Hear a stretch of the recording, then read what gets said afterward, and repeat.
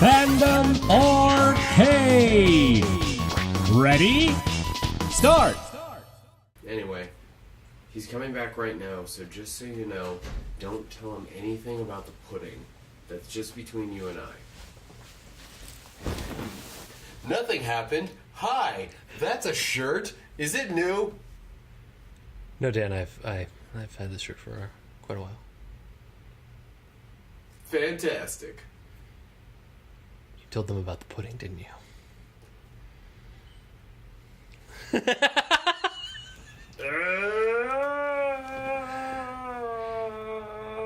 Yeah? Is yeah, that I it? did. Okay. I told him about the pudding. Yeah, you and your pudding. That's okay. No, That's okay, because So I actually told them that you are an incredible writer, but also functionally illiterate. Welcome back to Fandom Arcade! not functionally. Barely functional as a person in general. So this is the Excite Bike course, and I am excited for it. Oh my god, wait, like Excite Bike? This is Excite- NES Excite Yeah. Bike? This is like this is one of the many reasons why Mario Kart Wii U is like easily becoming one of my absolute all-time You started the favorites. episode, right? Yeah. Okay, good. Woohoo! Oh my god, these jumps feel so gratifying. Just like Excite Bike always did. Oh yeah. It's also like reminiscent of the what was it? Wario's Waluigi's dirt bike Oh, course. yeah, totally. Yeah, on the Wii version. You know, I feel like this is just such a breath of fresh air Uh-huh. because you and I, Yeah. we've been living most of our lives living in a gangster's paradise. Have we? Interesting. I was unaware. I thought we were born here on the west side. Give my friends a start to ride. Yeah. Yeah. Well, no. I mean, I understand that, but like, I can see where the confusion was because here we are now, going to the east side. Oh, there it is. Okay. Yeah. You see how that easy. See how I'm not good at songs knowing? Oh my god, I have all of the things. I have all the things. Take all the things. I didn't know that was even a thing in this game. You just have all of the different things. Oh, you were beeping something fierce there.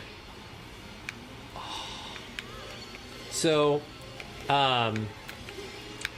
this will probably date the episode quite extremely because there's no physically possible way that this particular episode we're recording will go out by the time before we go to SF Comic-Con. But we're going to San Francisco Comic-Con in like 2 days, and I find it very weird when I do various cosplays when I have to like curtail my facial hair trimming. And you're doing the same thing, because... dude, I gotta do Captain Boomerang. Yeah, you're doing Captain Boomerang, and I'm doing Indiana Jones, so I have to just grow, like, some solid amounts of scruffiness. And, okay, so for those of you who are watching us on our Twitch feed, you can see this right away. And then, I guess I'm paused. Dan's running away. Dan, don't leave me! Don't leave me, I miss you, you're my best friend! You're my little buttercup, you build me up. But now I'm let down and messed around. Anyway, point of the story was that Dan is much better at growing facial hair than I am. He's growing a, like, full mutton chops for his Captain Boomerang cosplay. I think I shaved yesterday. Did you? Is that... Okay, real talk. And if we get face cam footage up for the YouTube episode, then I will be able to show as well. So we're going to mug for the camera for a second while we're on pause. So we're showing our chins. See? So Dan, when was the last time you shaved? Realistically, about 6 days ago. This was a solid week. I shaved last Friday. So yeah. That is the comparative difference between Dan and me. Dan can grow a full beard in a week, and I look like I have a 5 o'clock shadow after a week. I shave like every 3 days. It's the Mediterranean blood. You swarthy son of a gun. You Greco-Irish bastard. Yeah, everything about my countenance, my hair, my facial hair, is about as, like, dainty and fair as possible. Well, if it makes you feel any better, you've got a much, like, better hairline than I do. Mine goes way far back. You got, like, kind of like a Nick Cage Vegeta thing going on. Well, now, hold on there a second. I don't need you accusing me of Hold on there, Nick Kakarot. You mind your manners, Hat. I don't need you accusing me of a Nick Cage. Fair. You know what? I apologize. I have no idea what level we're on, but it looks awesome. It looks like the I see a lot of Lakitu art. Yeah, these curves are not being taken as tightly as I would like them to be by me. I'm kind of. You're kind of? Yeah. Oh, that's me. Thank you, Lakitu. Oh, and the music is awesome too. At various points, I may increase the music level because some of these tracks are just incredible. Pretty dope. Yeah, it's just every Mario Kart they've come out with for the new various systems has always been like slight improvements. Yeah. This has been like the most drastically improved of all of them. Oh no, I totally get that. So I'm very stoked to start getting into this game a little bit more. I just wish I didn't suck so bad at it. You don't suck so bad at it. You suck very bad at it. You suck not good at it. You suck mostly at it. I think mostly is the operative term. Mostly was the answer we were looking for. Mostly. Did you have fun? Wahoo! Did you have a good time playing? I did. You still get the home game? Yeah, give me my soap basket. I literally fell off the exact same spot the last lap. You get your soap basket. I'm finding the trouble spots. I'm finding my trouble spots. There you go. You're finding the trouble spots. Yeah. Oh yeah, eat hot Starman. Said Jeff Bridges. Ooh, speaking of, so you were telling me earlier that you did an interesting internet search recently. Oh. Your search history is basically poison now. So the short version is that Tell the long version. my back is broken, and so I have to go to physical therapy on the reg. Mm-hmm. And I was sitting in the waiting room, and I quite literally Googled worst self-published books on Amazon. Yep. And what was the gem that you came across? Space Lord and the BBW. Yep. Space Lord and the BBW. Oh, it didn't even let me finish.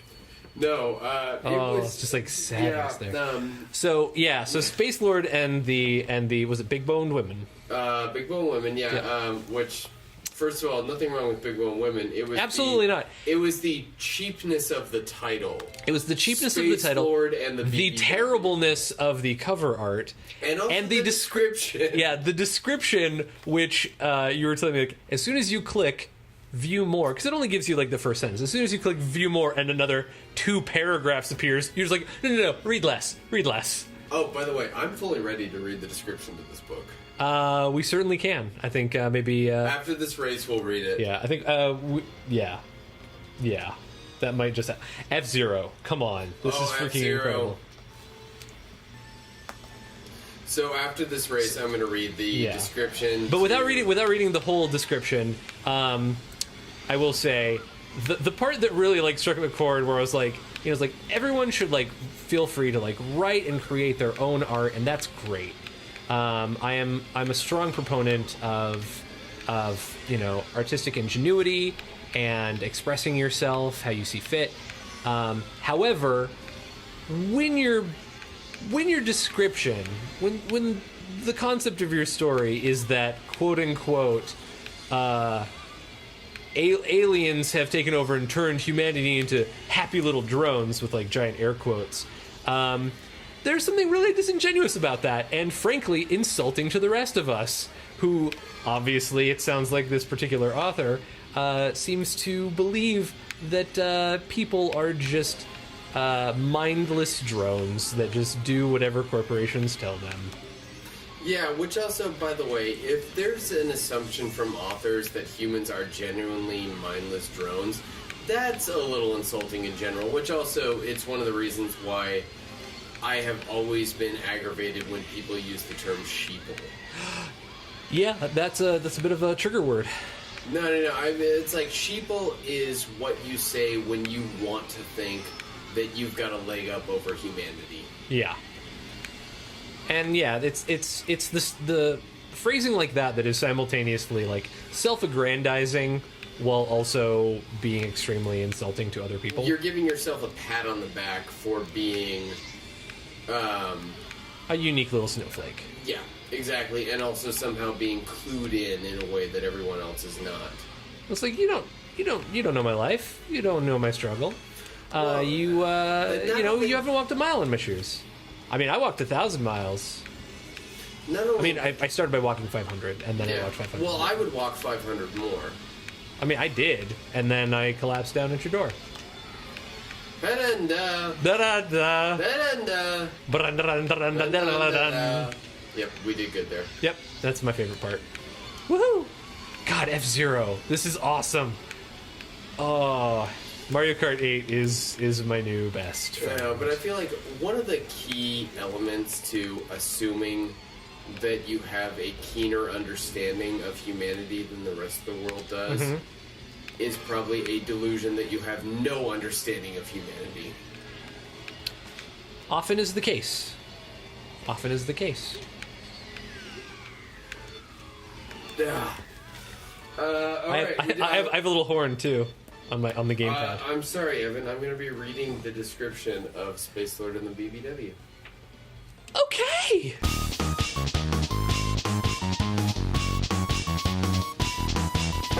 I'm going to view the highlight reel while you do this. Yeah. Okay, you and I have looked it up on my phone so many times that it's actually come up as a suggested. Yep, Luigi thinks that's a great idea. Go for it. Uh-huh. Hold on, don't worry. I'm on my way. Oh, you're looking it up? Okay. Yeah. Cool. We're just checking out some sick-ass visuals. Let's get a recap of you passing me. All right. You ready? Uh-huh. Go ahead. This humorous erotic adventure... To the microphone. To the microphone, sir. Let's get in close. Let's make this sexy. This humorous erotic adventure features a sassy BPW heroine, an alien hottie, outrageous action, and scorching, explicitly detailed love scenes that burn as hot as a supernova. Or as hot as Link shooting fireballs. Heather Holtzengruber's world is a mess, all thanks to the Empathians, a race of telepathic aliens who have invaded Earth and brainwashed most of the citizens into becoming happy little drones. I know that's your favorite part. Oh, yes. She's Also, if I may, quick aside, you name the alien race the Empathians, but they're telepathic. Telepathy and empathy are completely different things. Please continue. She's lonely and feeling more than a little hopeless. Ellipses. Uh-huh. Until a certain dashing galactic crusader shows up. He's a Giron Teague, the last lord of the Mecrons. 7 feet tall with wavy blue hair, electric violet eyes, and a perpetual smug smile. Heather is a big girl, but mighty. Giron has no problem manhandling her and carrying her off to his silver starship. Uh-huh. Despite his That's far more description of him than of the main character. Oh, we're not nearly done yet. Oh, good God. Oh, I want this to end. I want it to be over. Despite his arrogance, Heather is charmed by the alien lord's noble nature Mm-hmm. and his huge hands that seem to know how to touch her curvy body. Oh, God. Heather discovers that Giron's starship Uh-huh. is the key to defeating Empathian invaders. Oh. He needs a female co-pilot to be bonded, with quotations, to him in order to unlock the most powerful weapon. Though... Period. Seriously. Though... Period. Though. Done. You know what? You know what this needs? One word. Boom. But all we need you to imply like there's more words.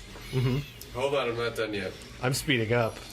The bonding is... Wait, the bonding... Okay, so it's a proper noun.